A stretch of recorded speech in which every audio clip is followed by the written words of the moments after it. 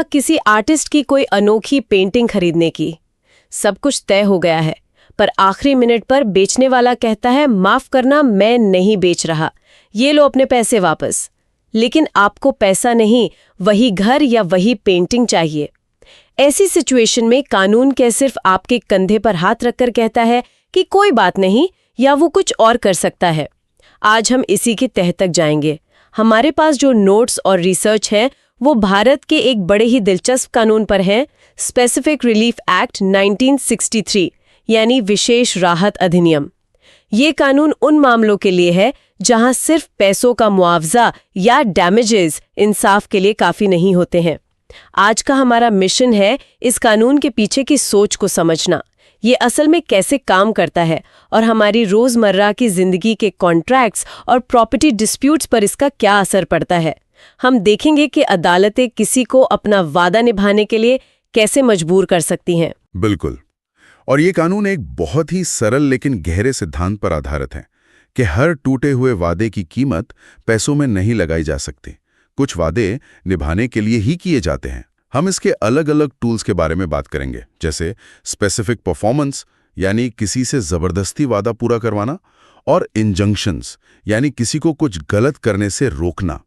ये अदालतों के हाथ में बहुत पावरफुल टूल्स हैं। ठीक है, तो चलिए इसे खोलते हैं। सबसे पहले ये विशेष राहत या स्पेसिफिक रिलीफ है क्या? सुनने में तो काफी भारी भरकम कानूनी शब्द लगता है। क्या इसका कोई सीधा साधा मतलब है? इसका मतलब बहुत सीधा है। मान लीजिए आपने अपनी पसंदीदा बैंड के कॉन्सर्ट का टिकट खरीदा और गेट पर पहुंचकर आयोजक आपको अंदर जाने से रोक दे और कहे ये लो अपने टिकट के पैसे वापस। आपको पैसे नहीं चाहिए, आपको तो कॉन्सर्ट देखना है। स्पेसिफिक रिलीफ का मतलब यही है। अदालत आपको सिर्फ टिकट के पैसे वापस नहीं दिलाएगी, बल्कि आयोजक को आदेश देगी कि वो आपको कॉन्सर्ट में जाने दे। तो ये हर जाने का विकल्प नहीं, बल्कि असल चीज दिलाने का तरीका है। ये आपको उसी पोजीशन में वापस लाता है जहां आप होते अगर वादा तोड़ा ही न गया होता। वाह, तो ये प्रॉब्लम को जड़ से ठीक करना है, सिर्फ हुए नुकसान पर मरहम लगाना नहीं। एग्जैक्टली। लेकिन यहाँ एक बहुत जरूरी बात है, ये एक डिस्क्रिशनरी रेमेडी है, यानी अदालत के विवेक पर निर्भर करता है। ये कोई वेंडिंग मशीन नहीं है कि आपने केस डाला और आपको स्पेसिफिक रिलीफ मिल रही। अदालत हर मामले की बारीकियों को देखती है। दोनों पार्टियों का बर्ताव कैसा था, क्या पैसों का मुआवजा सच में नाकाफी है, और क्या ये राहत देना प्रैक्टिकल और इंसाफ के हक में होगा। और ये सिर्फ घर या जमीन जैसे मामलों में ही काम आता है या इसका दायरा और भी बड़ा है? नहीं, इसका दायरा बहुत बड़ा है। प्रॉपर्टी डिस्प्यूट्स, कॉन्ट्रैक्ट टूटना, इंटेलेक्चुअल प्रॉपर्टी राइट्स जैसे कॉपीराइट या ट्रेडमार्क का उल्लंघन, ट्रस्ट से जुड़े मामले, जहां भी किसी की कानूनी जिम्मेदारी का उल्लंघन हो रहा है और सिर्फ पैसे देना काफी नहीं लगता, ये कानून काम आ सकता है। ये तो वाकई बहुत जरूरी है, खासकर प्रॉपर्टी के मामलों में जहां लोगों की जिंदगी भर की जमा पूंजी लगी होती है। हमारे नोट्स में जिक्र है कि कैसे ये कानून किसी को उसकी अचल संपत्ति यानी इमूवेबल प्रॉपर्टी पर कब्जा वापस दिलाता है। ये कैसे काम करता है? मान लीजिए किसी को उसके किराए के घर से मकान मालिक ने जबरदस्ती निकाल दिया। ये एक बेहतरीन उदाहरण है। कानून का ये हिस्सा उन लोगों के लिए है जिन्हें उनकी प्रॉपर्टी से गैर कानूनी तरीके से बेदखल कर दिया गया है। यहाँ कानून सिर्फ ये नहीं देखता कि मालिक कौन है, बल्कि ये देखता है कि असल कब्जा यानी एक्चुअल पोजेशन किसका था। अगर आपको आपकी मर्जी के बिना और बिना किसी कानूनी प्रक्रिया के निकाला गया है, तो आप कब्जा वापस पाने के लिए केस कर सकते हैं। अच्छा, तो यहाँ पॉइंट कब्जा है, मालिकाना हक नहीं। ये थोड़ा अजीब नहीं है? अगर असली मालिक भी किसी को जबरदस्ती नहीं निकाल सकता? ये अजीब लग सकता है, लेकिन इसके पीछे एक बहुत बड़ी वजह है। कानून किसी को भी कानून अपने हाथ में लेने से रोकना चाहता है। अगर हर कोई कहने लगे कि ये जमीन मेरी है और जबरदस्ती कब्जा करने लगे, तो जंगल राज हो जाएगा। इसलिए कानून कहता है, अगर आपको लगता है कि कोई आपकी जमीन पर गलत तरीके से काबिज है, तो आप अदालत जाइए। आप खुद उसे बाहर नहीं निकाल सकते। ये सिस्टम को बनाए रखने के लिए है। समझ गई। ये तो प्रॉपर्टी की बात हुई, लेकिन अब उस चीज पर आते हैं जिससे शायद हम सब रोज डील करते हैं। कॉन्ट्रैक्ट्स। हाँ, कॉन्ट्रैक्ट्स ऑफ वादे। हम हर दिन छोटे बड़े एग्रीमेंट करते हैं।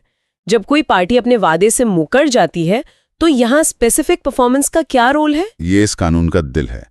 जैसा हमने शुरू में बात की थी, स्पेसिफिक परफॉर्मेंस का मतलब है कि अदालत वादा तोड़ने वाली पार्टी को ठीक वही करने का आदेश देती है जिसका उसने वादा किया था। हाँ। अगर किसी बिल्डर ने आपको एक खास सी फेसिंग फ्लैट बेचने का वादा किया और बाद में ज्यादा पैसे के लालच में मुकर गया, तो अदालत उसे सिर्फ हर्जाना देने को नहीं बल्कि वही फ्लैट आपके नाम करने का आदेश दे सकती है। हाँ। क्योंकि उस फ्लैट की जगह कोई और नहीं ले सकता। लेकिन एक मिनट, क्या हर कॉन्ट्रैक्ट को ऐसे जबरदस्ती लागू करवाया जा सकता है?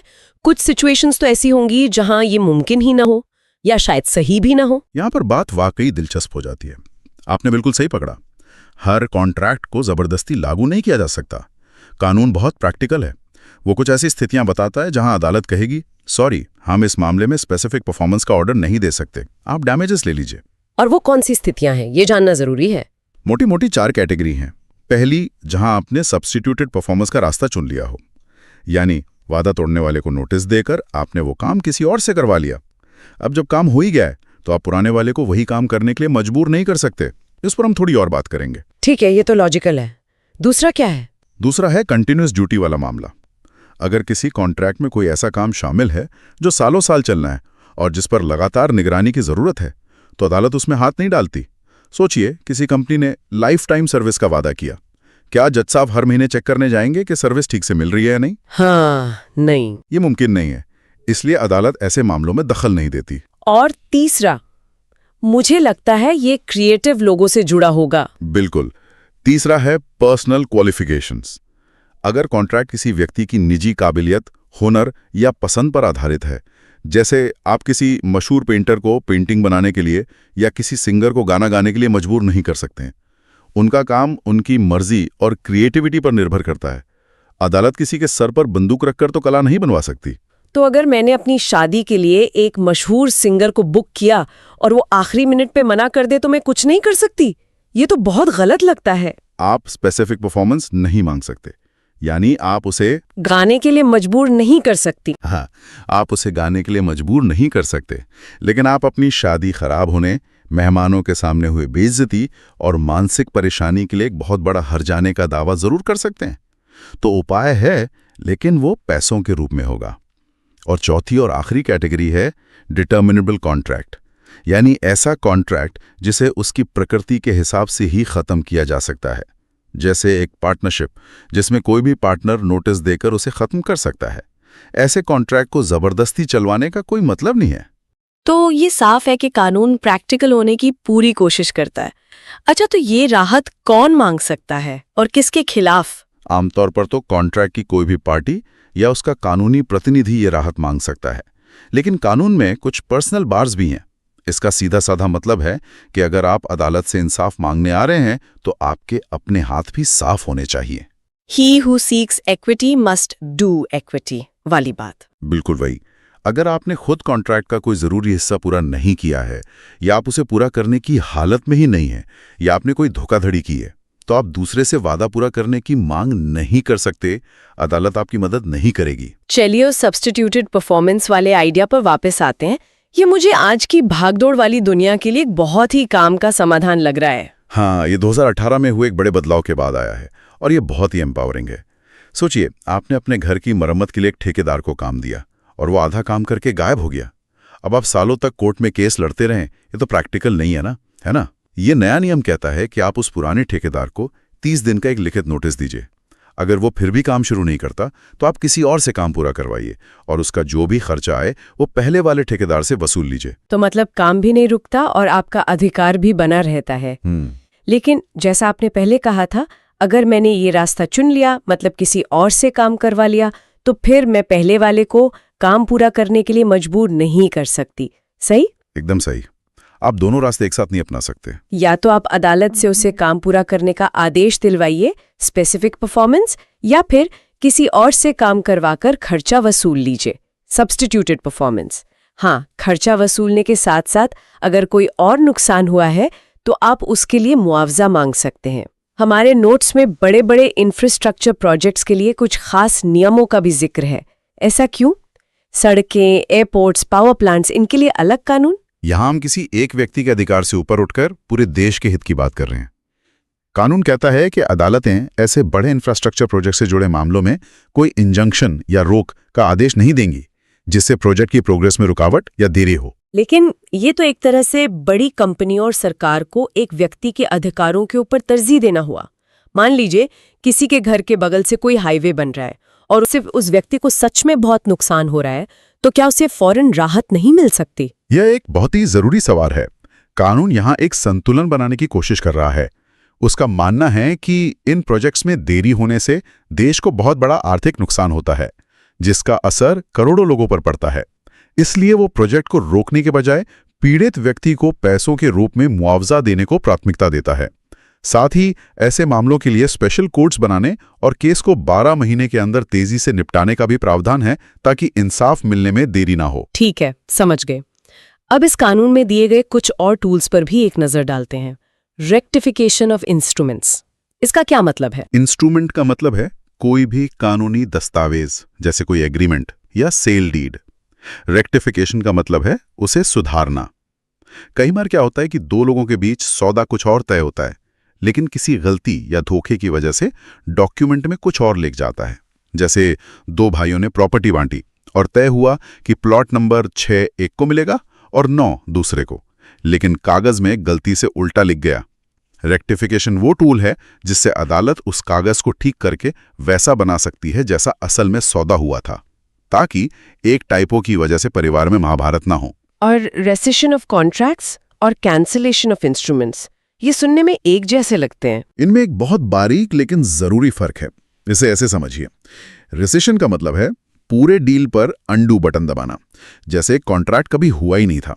दोनों पार्टियां अपनी पुरानी स्थिति में वापस चली जाती हैं। ये तब होता है जब कॉन्ट्रैक्ट धोखे या जबरदस्ती से हुआ हो। जबकि कैंसिलेशन का मतलब है किसी प्रॉब्लमैटिक दस्तावेज पर वॉइड की मोहर लगा देना। यहां डील को अंडू नहीं कर रहे, बल्कि एक ऐसे दस्तावेज को रद्द कर रहे हैं जिसका अगर इस्तेमाल हुआ तो भविष्य में किसी को नुकसान हो सकता है, जैसे कोई जाली वसीयत। एक डील को मिटाता है, दूसरा एक खतरनाक कागज को बेअसर करता है। ये बहुत अच्छी तरह से समझ आया। और आखिर में इंजंक्शंस, ये शब्द तो हम न्यूज़ में बहुत सुनते हैं कि कोर्ट ने इंजंक्शन लगा दिया। हाँ, इंजंक्शन एक तरह का स्टॉप बटन है। ये एक प्रिवेंटिव रिलीफ है, यानी नुकसान होने से पहले उसे रोकना। मान लीजिए आपका पड़ोसी आपकी जमीन पर जबरदस्ती दीवार बना रहा है।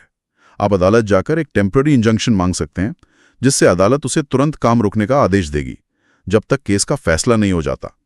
और केस जीतने के बाद आपको परपेचुअल इंजंक्शन मिल सकता है, यानी वो हमेशा के लिए वहां कुछ नहीं बना सकता। क्या अदालत किसी भी बात पे रोक लगा सकती है? इसकी भी कोई सीमा होगी? बिल्कुल, इसकी भी सीमाएं हैं। कानून साफ कहता है कि आप किसी चल रही क्रिमिनल कार्यवाही को रोकने के लिए इंजंक्शन नहीं मांग सकते। या अगर आप खुद ही कुछ गलत कर रहे हैं और फिर अदालत से मदद मांगने आ गए, तो भी आपको इंजंक्शन नहीं मिलेगा। अदालत हमेशा ये देखती है कि क्या इंसाफ और बराबरी के तराजू में आपका पल्ला भारी है या नहीं। तो इस पूरी चर्चा का सार क्या है? अगर हम इसे समेटें तो साफ है कि स्पेसिफिक रिलीफ एक्ट सिर्फ पैसे की लेन-देन से कहीं आगे की चीज है।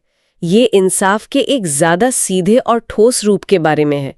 ये पक्का करना कि वादे सिर्फ तोड़ने के लिए नहीं, निभाने के लिए होते हैं। बिल्कुल, ये कानून इस बात को मानता है कि हर चीज की कीमत नहीं लगाई जा सकती।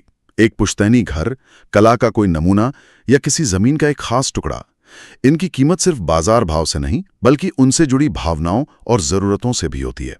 ये कानून अदालतों को एक पावरफुल टूल देता है कि वो सिर्फ कैलकुलेटर लेकर ना बैठे, बल्कि फेयरनेस और जस्टिस को लागू करें। और जैसा हमने देखा, ये निजी अधिकारों और देश के बड़े हितों के बीच एक बहुत जरूरी संतुलन भी बनाता है। ये कानून अदालतों को फेयरनेस और जस्टिस के आधार पर अपने विवेक, अपनी समझ का इस्तेमाल करने की ताकत देता है। और यही हमें एक आखिरी सवाल पर लाकर छोड़ता है, जिस पर हमारे श्रोता सोच सकते हैं। एक कानूनी सिस्टम में एकरूपता और प्रेडिक्टेबिलिटी कैसे बनी रह सकती है, जब इतना कुछ हर केस में जज के विवेक पर निर्भर करता हो? इस विवेक को मनमानी बनने से रोकने के लिए हमारे सिस्टम में क्या चेक्स एंड बैलेंसेस हैं?